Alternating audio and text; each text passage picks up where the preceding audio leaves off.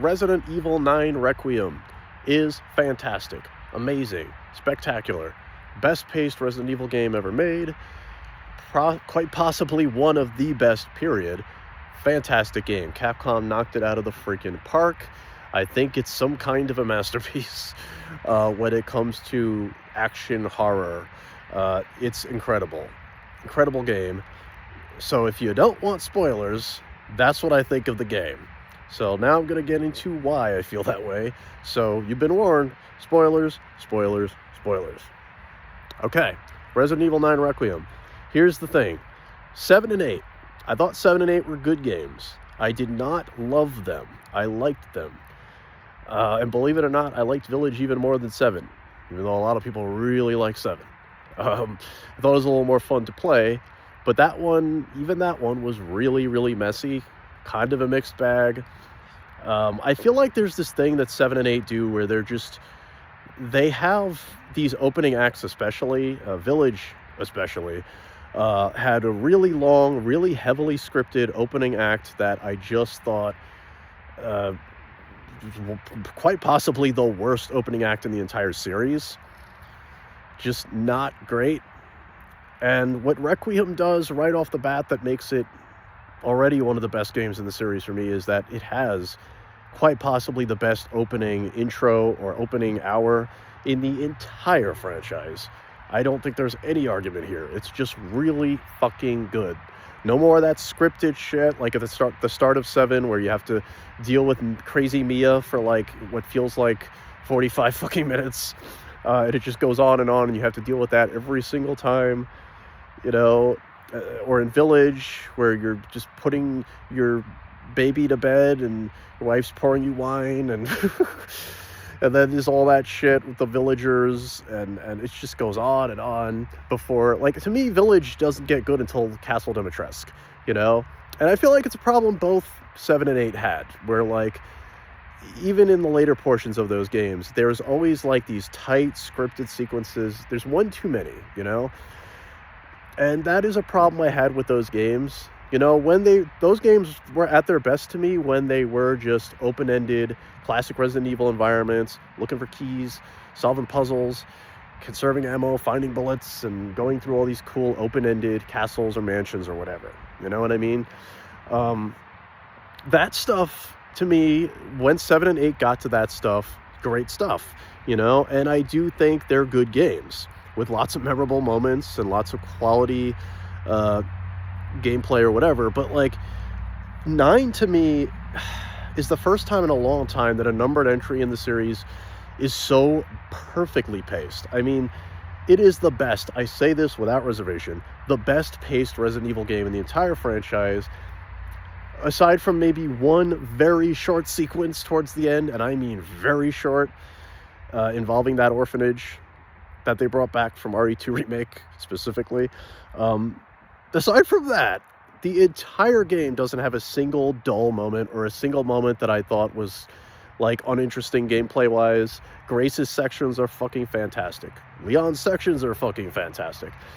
Best Leon shit you've ever done. Grace's stuff is the best slow, creepy horror stuff you've ever done. It's all fantastic. And it starts that way right from the start. The closest thing to, like, a linear scripted sequence we get, even in the very beginning of the game, is, like, that little bit with the first zombie encounter, the zombie cop that Grace encounters. It's a little bit 7-ish and Village-ish, but even that is, like, extremely brief. It's effective, and it's very, very brief. And then immediately after that, we get the little flashback with her mom, Alessa, and all that. And that's very, very brief. And that's about the closest thing for most of the game, for like 90% of the game, that you get to 7 and 8's, like, you know, haunted house carnival ride shit, where it's just like you're on rails. It's kind of a cutscene, but you're also still controlling it, kind of. And it just kind of goes on. And we're taking a lot of control away from you the whole time. It's like, I hate that shit. I hate that shit. 9 avoids it. It finally does what I loved about the remakes, and that's why, for this modern era of Resident Evil, even RE3 Remake, which, you know, not the best of those remakes, but, like, all of these games, the remakes, for me, they felt more like classic Resident Evil, which I guess makes sense given that they are remakes of classic Resident Evil games, but they stuck to that open-ended organic gameplay. You know, when I talk about openings especially, openings are important for these types of games because, you know, that's what's hooking you in. You know, that's your on-ramp for what the rest of the experience is going to be like. And I always felt that RE2 Remake, especially, which for the longest time was my favorite modern Resident Evil game out of this current era, until we got to Requiem. And I say that because RE2 Remake, like this game, also had a strong opening where, you know, you're in that gas station and it immediately gets to gameplay. It feels like a miniature tutorial almost, you know, but the good kind, where like control is left to you, the player, to get out of that gas station, maneuver around the zombies. It's certainly not the hardest part of the game because it is the beginning. They don't make it like super difficult or complicated, but you're always in control. There's no scripted bullshit, you know, like there is at the start of 7 and 8. There's no dumb, you know, railroading bullshit.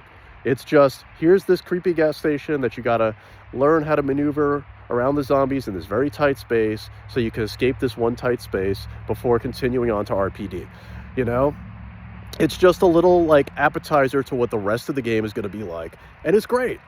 You know, it works well as establishing where the plot is gonna go and what it's gonna be like, and the tone and the mood, without being this long cinematic thing where it's like, oh, your girlfriend Mia's going crazy, and oh, look, she's cutting off your hand now, and uh-oh, you knocked her out, but now she gets right back up, and oh no, who's this guy, this crazy Baker family, and they're trying to force feed you creepy food, and uh-oh. It just keeps going and going and going, and finally, eventually, you get to like that open-ended Resident Evil gameplay where you're key hunting and solving puzzles, and you're just exploring, you know? And I feel like that's my biggest problem with 7 and 8, and 9 doesn't do that, bro.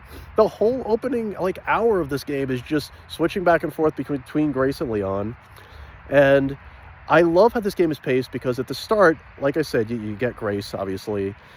Her sections are slow and creepy, but what's great about this is she's exploring that burned hotel, and then it switches over to Leon after she gets captured, and he's just in the street, and he's blasting away zombies, and it's like we went from this slow, creepy, tense horror opening with Grace, and then immediately, not too long after that, we get still very, very much at the beginning of the game, we're blasting zombies in the streets, and people are running and panicking, and there's this big sense of scale and scope to it, and this is still the very start of the game. And it works. It can get away with that because Leon and Grace are so different, and their situations, the plot are so different, and the perspectives are so different, that it works. You know what I mean? It really, really works. And speaking of perspective, just real quick, I know Capcom keeps recommending to everybody, you gotta play Grace at first person, so it's scarier, and blah, blah, blah, blah. Since when does Resident Evil always have to be first person to be scary? Since when?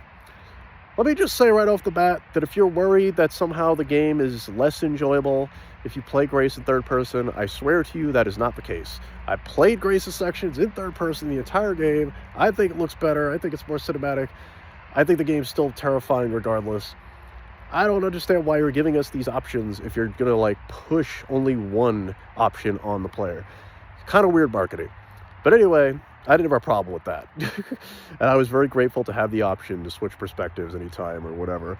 But yeah, this game is paced so well. That first half where you're running around this hospital, this care center, is Grace. Mostly Grace, because of course, the way this game is structured, the first half is like mostly Grace with occasional little moments with Leon. And then the second half is mostly Leon with occasional little moments of Grace. Well, mostly Leon, actually. But by the very end, you get more Grace as well. And it's pretty damn well balanced because, like, that opening bit with the care center, it feels like classic Resident Evil, obviously. The care center itself feels kind of like Spencer Mansion or something. But, man, never before in the series have the zombies been so fascinating. There's so much strategy when dealing with these zombies. They kind of took, like, Day of the Dead inspiration. The zombies have more personality now. They're more, like, human-like in their behaviors and stuff. And that does work extremely well. Like, the stealth feeling, like the stealth horror vibe of Grace in these sections feels so good. Honestly, better than any stealth horror game I've ever played, especially since you're not forced into it. You have defensive options. She still has weapons. You know, she can only use pistols, but she's got the fucking Requiem Magnum right at the start of the game that is fucking lethal and comes in clutch in so many moments, and that adds a layer of strategy. The injectors that you can use to explode the zombies comes in handy. The crafting, because, you know, we've had crafting in Resident Evil now since, I guess, Village, and that never felt totally justified in Village or RE4 Remake, to be completely honest. I never thought the crafting system in those games was like a justifiable replacement for the way that you get items in those games, until Requiem.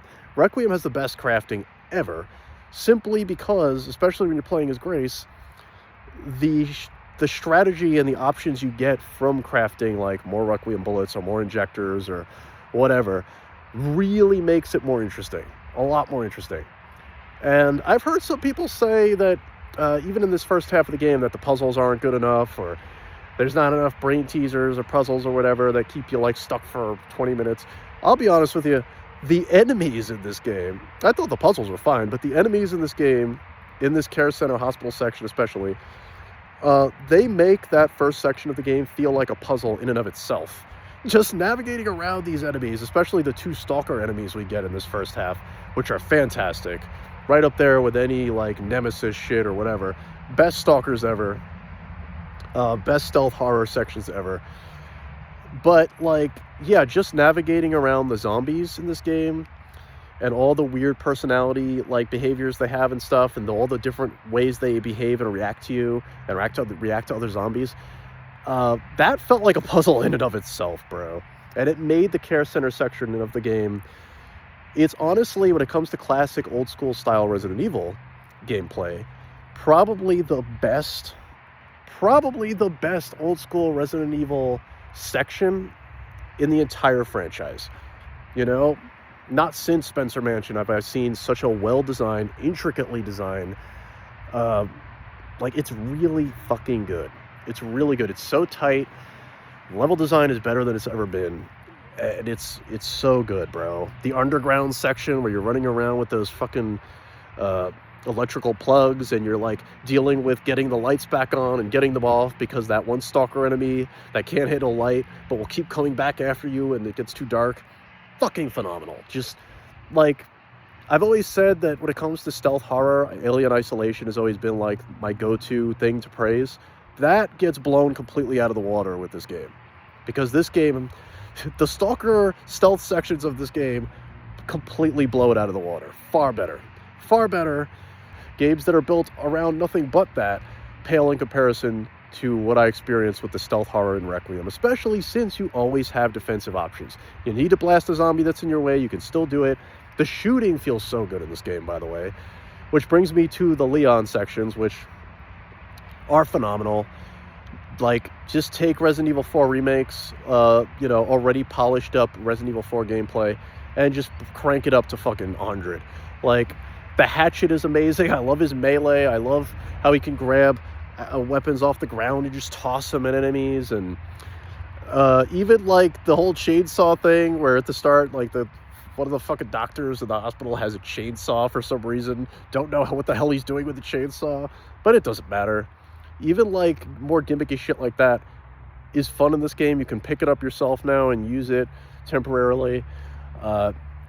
Leon's gameplay is just phenomenal. The weapons and the guns in this game, the shooting might not only be the best feeling and sounding guns in the entire Resident Evil series, especially the Requiem. All the weapons feel great. There's even an upgrade system when you get to Leon's section of the game, like the Raccoon City stuff. It's so good.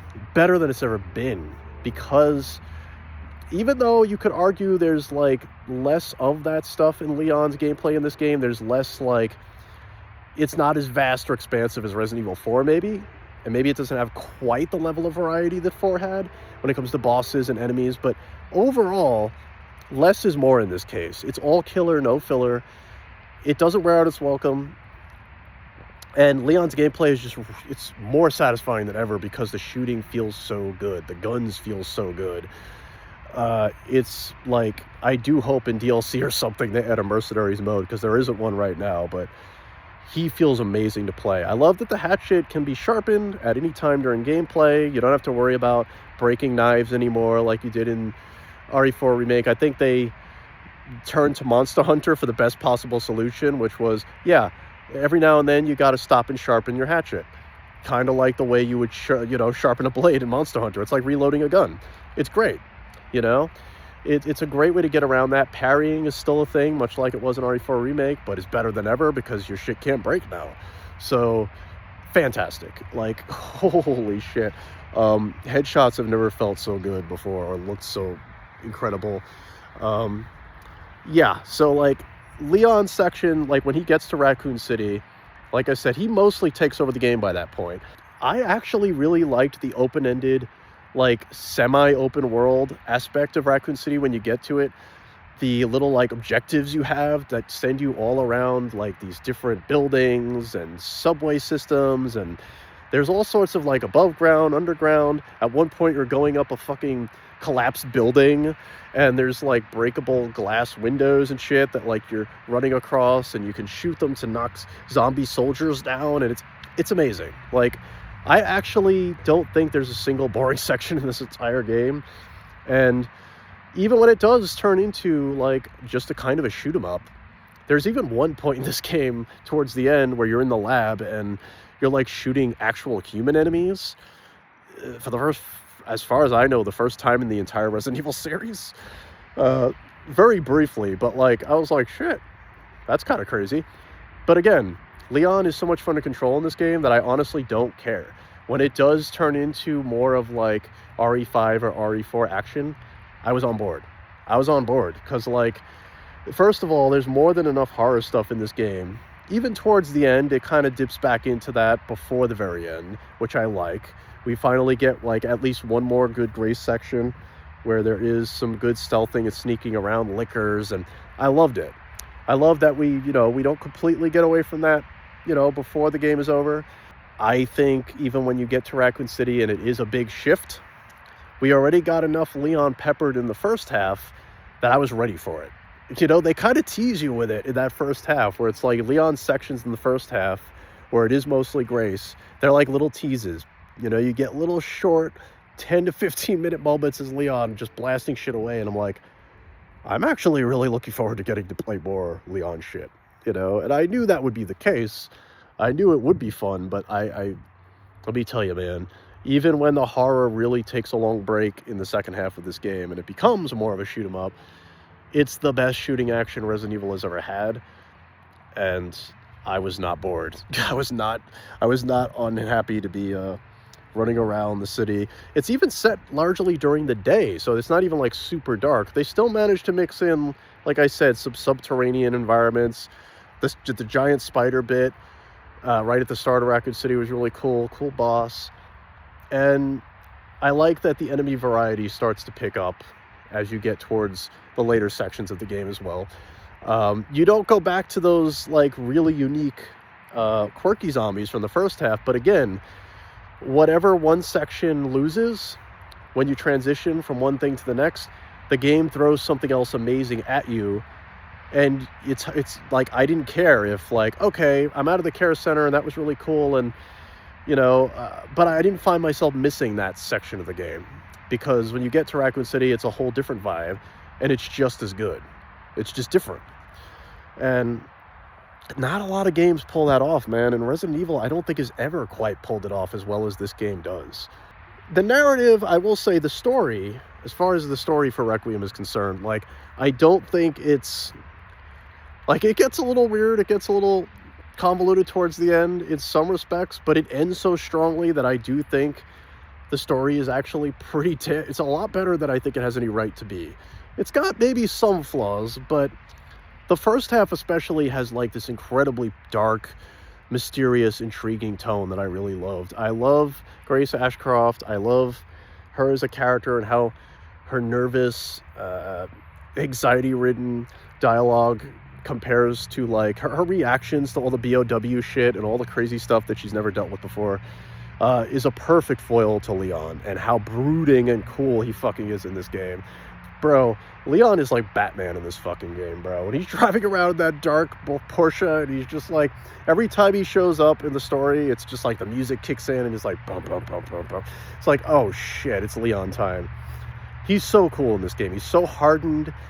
I almost got MGS4 vibes from him, and maybe from other aspects of this game too, but we'll get to that.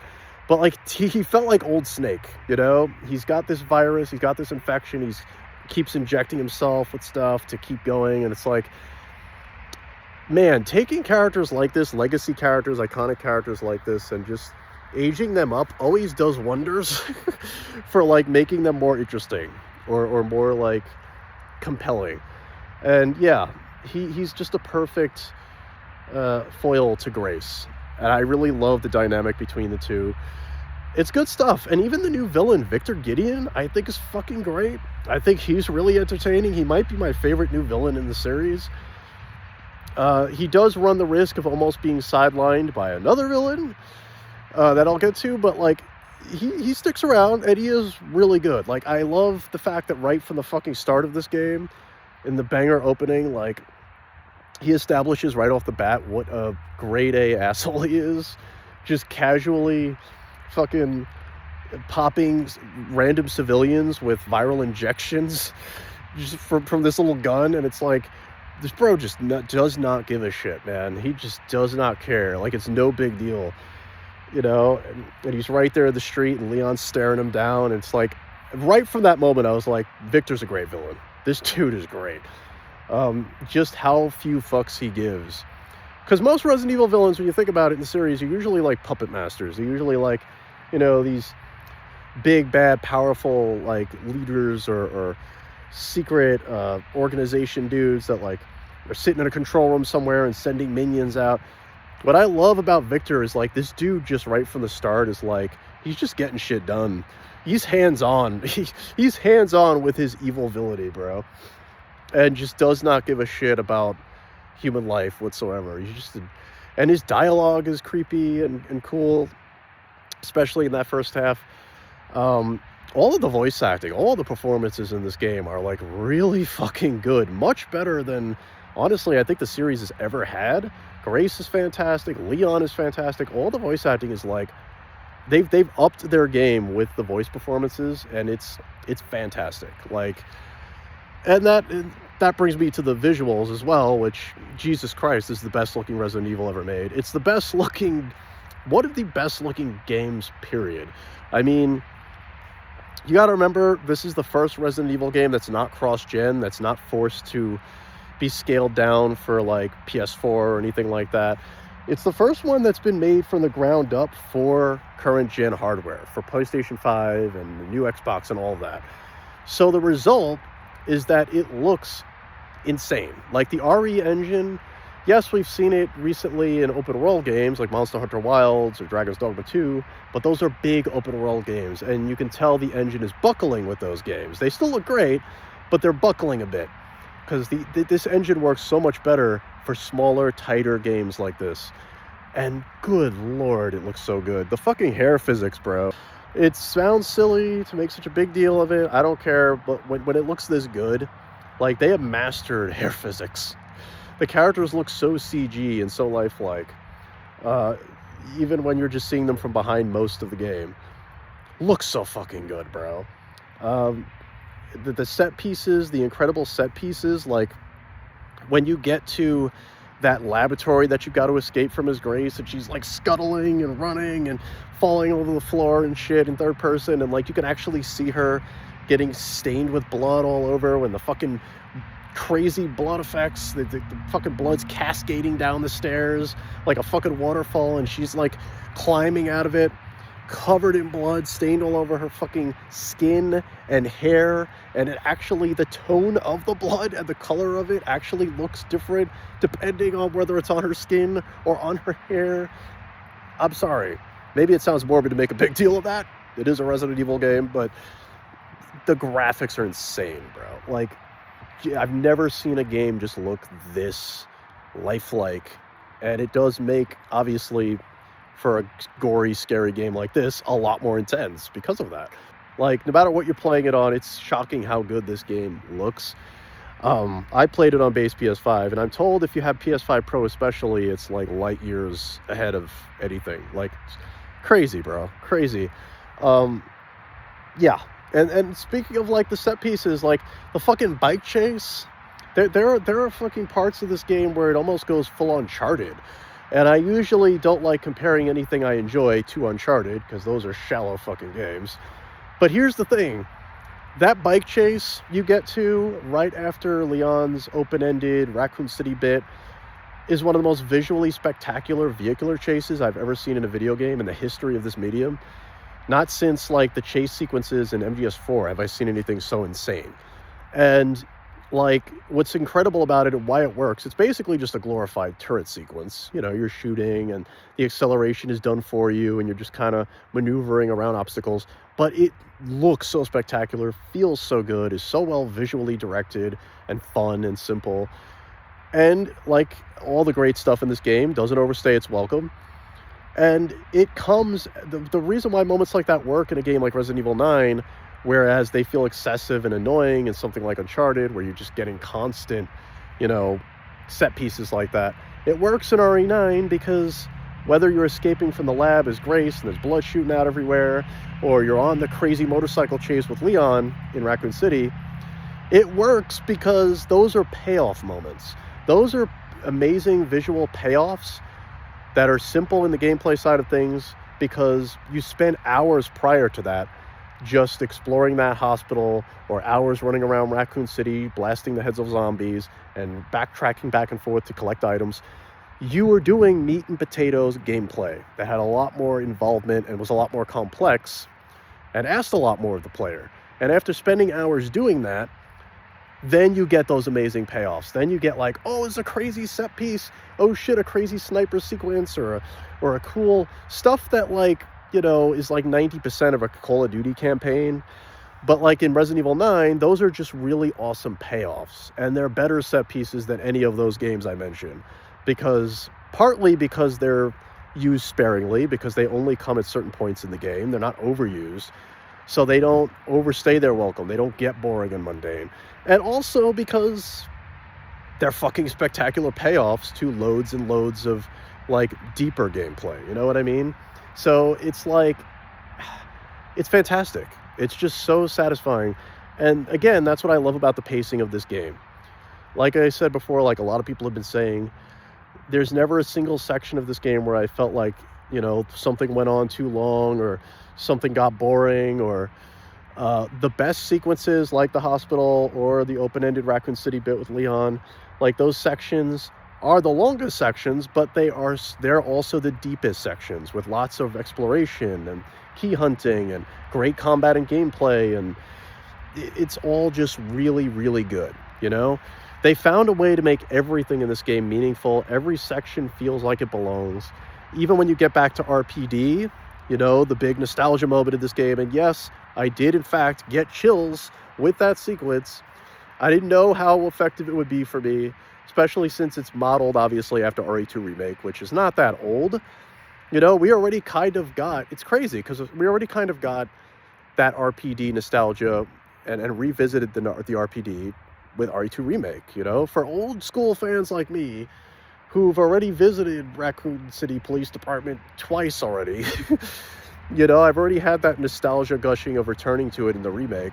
And now, for the third time in Requiem, but it still gave me chills. It still worked because they commit so much to showing you this ruined Raccoon City Police Department, and it looks so visually incredible, and there's so much detail, and all the little things that you expect to still be there are there.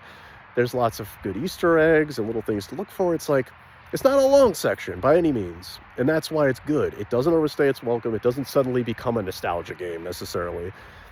It's just really, really cool. Again, kind of like returning to Shadow Moses and MGS4. Like I said, there's a surprising amount of MGS4 in this game. They also don't, like, overdo it with the fan service. You know, you don't have like the entire cast of characters returning or anything like that. It was cool seeing Sherry again. and working with Leon, but you don't have like every single character in the series returning or anything crazy like that. And I'm glad they don't give in to that. I'm glad they don't go overboard. I was even shocked that Ada doesn't come up because, that's Leon's old flame. And I don't know her current status in the series because I don't remember 6 that well, but she doesn't show up. And I was like, okay, I'm kind of surprised. And I was especially surprised that although he is mentioned in the game, Chris also doesn't show up. And of all the callbacks of all of the characters in this game, I think the weakest one by far is New Wesker, Xeno Wesker, or whatever he's supposed to be, the Wesker clone that shows up. I was so worried when he did first show up, when he just walks into the plot. It was a very awkward moment, like on my first playthrough, not knowing how well the game would end. I was worried. I was like, okay, this seems cheap. Why are we dealing with Wesker again? What the hell? I like Victor. But believe it or not, his role in the game actually still works. It kind of makes sense. I just wish they had fleshed him out a bit more, because they don't really explain what this Wesker clone is or how he's a clone. I assume he's a clone, but like they don't... He doesn't even necessarily 100% seem like the same character as old Wesker, so I don't know if he has his memories or he's the same guy. Chris never shows up, so it's kind of weird that like... Isn't that supposed to be his arch nemesis, Chris Redfield? Doesn't he have a massive hate boner for Chris Redfield? So it's weird that like this is Leon's show, and this Wesker 2, this Wesker guy, is in the game but doesn't really feel like Wesker. It's like his role in the game even feels like a different character entirely, and I guess he is. But compared to Victor, who was like a really cool villain right from the start that I liked a lot, I feel like we didn't need this Wesker guy. But even with that character being a little out of place, kind of just shoved in there, by the end of the game, his role worked. Like, I was okay with it, He was just a secondary villain who just happened to be a Wesker clone, I guess. But he really wasn't the same character. And his role is different. So I was like, okay, it's fine. It's fine. Like, he has his same Matrixy movement powers, and I was like, okay, whatever. It's fine. Probably the closest thing the game has to, like, an unneeded cameo or reference or whatever, but it's fine. I didn't like, by the time I got to the end of this game, the ending is so powerful and so strong. It's probably the most satisfying ending in the entire series for me personally. I just think it ties everything together so well. And considering how kind of wacky and weird some things get by the second half, I was surprised by that, because I did not like the story in Village very much.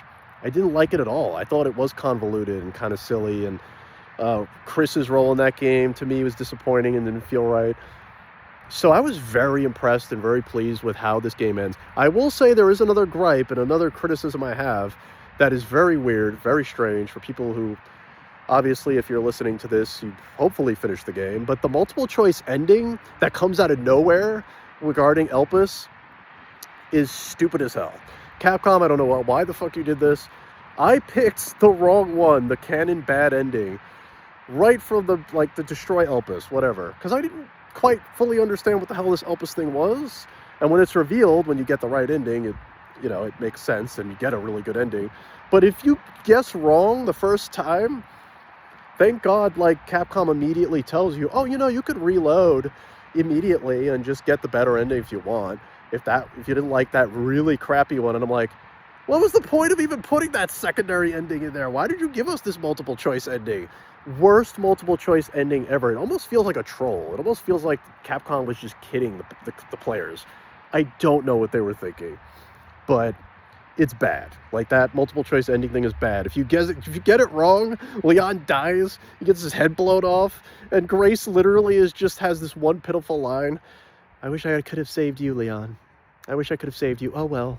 And then the credits go up, and I'm like, this is, like, did Capcom think somebody was going to accept that as the canon ending?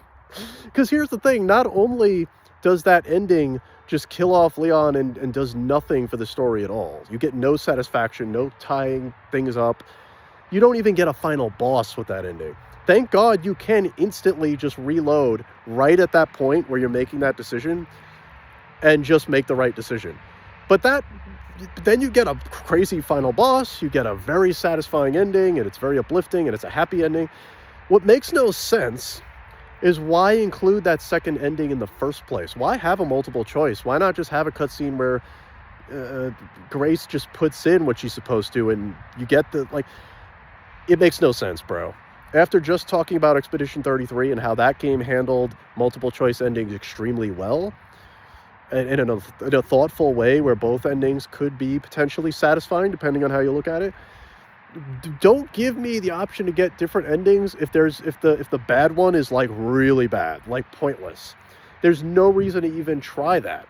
You know, if you guess right the first time, there's no reason to go back and check the other ending because it's pointless. It's so quick, it almost feels like a joke. So thank God they were merciful enough to include a quick load option where you can immediately undo that bad ending, because I don't know what the fuck they were thinking with that. It might be the weirdest thing in this whole game. Why do that? Like, who made that call? So very weird. That's just a minor gripe. But overall, I think this game is damn near flawless. It's pretty close to it. Like, I really enjoyed it. I really enjoyed my time with this game. I think as more time passes, it might very well become, especially as I go back and play it more and more, it might become my all-time favorite Resident Evil game, just hands down. I definitely, at the very least right now in this still kind of honeymoon phase, I think it's the best paced Resident Evil ever. The pacing is perfect. No matter like how much I gush over everything else about this game, the one thing I'm absolutely sure of, beyond all reason, is that the pacing is amazing. I've never played a Resident Evil game, or maybe any single player like action/horror game or whatever, that's this perfectly paced and this perfectly designed and put together. It has the replayability that I think 7 and 8 lacked, because I could see myself going back through this game again and again and having just as much fun, because there's so much open-ended gameplay. There's so much gameplay where you, the player, are in control, you know, and it doesn't take that control away from you. And it feels organic and has all that RNG that makes these games so special in the first place. You guys just let me know in the comments what you think of RE9 Requiem. Where does it fall for you on your Resident Evil ranking, your personal Resident Evil ranking or tier list? You know, how do you think it stacks up to the rest of the series? And how do you feel about the Grace and Leon combo? I think it's brilliant. I think this game is brilliant. But let me know in the comments below. And until next time, you get to burning and live for the passion.